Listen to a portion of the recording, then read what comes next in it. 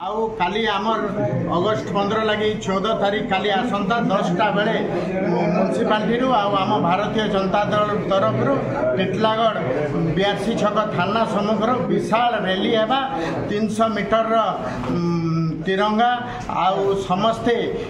15टा ward ग्रामांचल सहरांचल आसंता काली मान्यवर विधायक एवं पौराध्यक्ष नेतृत्व में खाली विशाल आमर हर घर तिरंगा प्रोग्राम रही आपण माध्यम पूरा सहरांचल समस्त को निवेदन यही महान कार्यक्रम में आपण जोगदे देशर सेवारे टिके नियोजित हेबे। जेन अच्छे योजना माड़ हेले हिताधिकारी पाखे किसी पहुँची नहीं पार्बार बोधे ये डगटा जी कही से डगटा संपूर्ण भाव में आम टिटलागढ़ ही एप्लाई होइए। टिटलागढ़ देखुन सरकार विगत 25 वर्ष बाहा कर सरकार जेन थिला जेते भी योजना थिला कौन सी योजना भी हिताधिकारी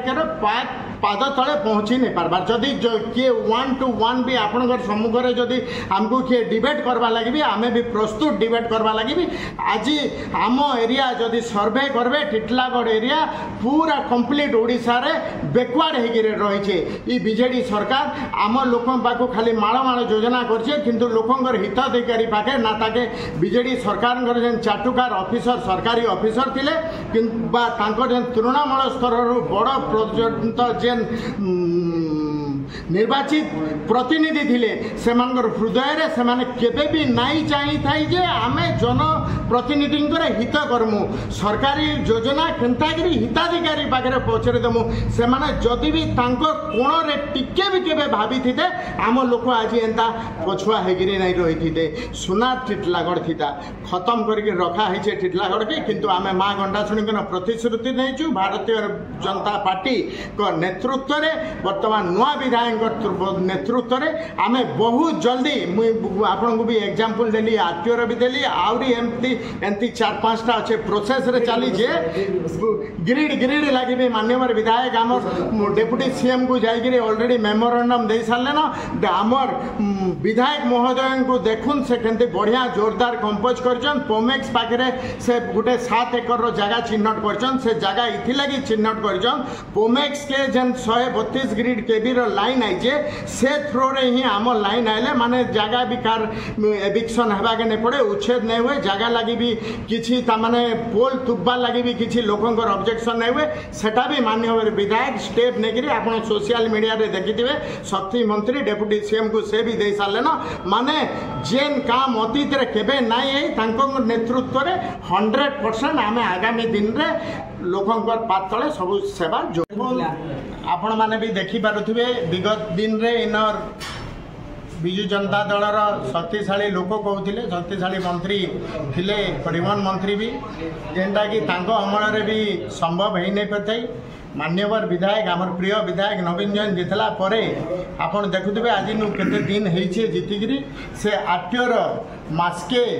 2 दिन ऑलरेडी कैंप लगाउछन जेन कैंप रे आपण देखि पारथिबे हाईस्कूल पड़ार शह गाड़ी हेन आइकरे फिटनेस करछन जेन माने कि 4000 5000 7000 लगा खर्च करिकरी काहे बलांगीर जाउथिले किंतु जेंडा जिल्ला हेले संभव हबार थिला किंतु आमर विधायक वर्तमान सेटा आरटीओर कैंप ऑलरेडी लगे दे साले न आमे भी मते भी धरिकरी जाइले मान्यवर विधायक परिवहन मंत्री पांकु से बहुत से 6 मास टाइम दौन किंतु 2-3 मास भितर इन परिवहन विभाग लगवा ऑफिस परमानेंट ऑफिस है आमर जेनता म्यूनिसिपालिटी देखुन आप पेट्रोल पंप 6 जेन बेरिकेड थिला बेरिकेड लगी पूरा संकीर्ण होकर रास्ता थिला सेटा बहुत लोग कंप्लेन करुले आम शुणुलु सरकारी स्तर में पॉलिटिकल जनप्रतिनिधि करुले किंतु सेटा जितेबाला लोक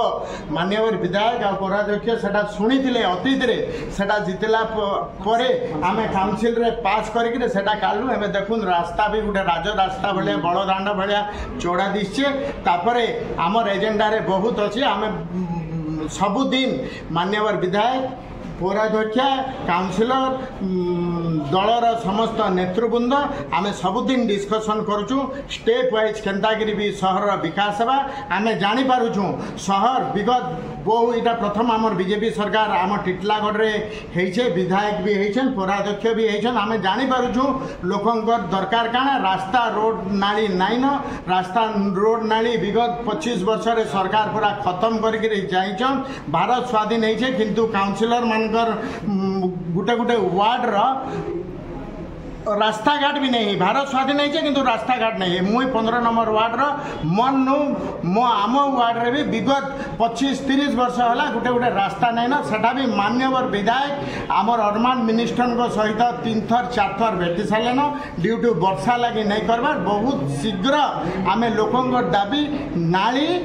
आउ रास्ता मान्यवर विधायक नेतृत्व में आम बहुत जल्दी लोकंकर पातले पहुँचेदेमु। ई प्रतिश्रुति भारतीय जनता पार्टीर ई प्रतिश्रुति टिटलागढ़ विधायकर ई प्रतिश्रुति टिटलागढ़ पौराध्यक्षर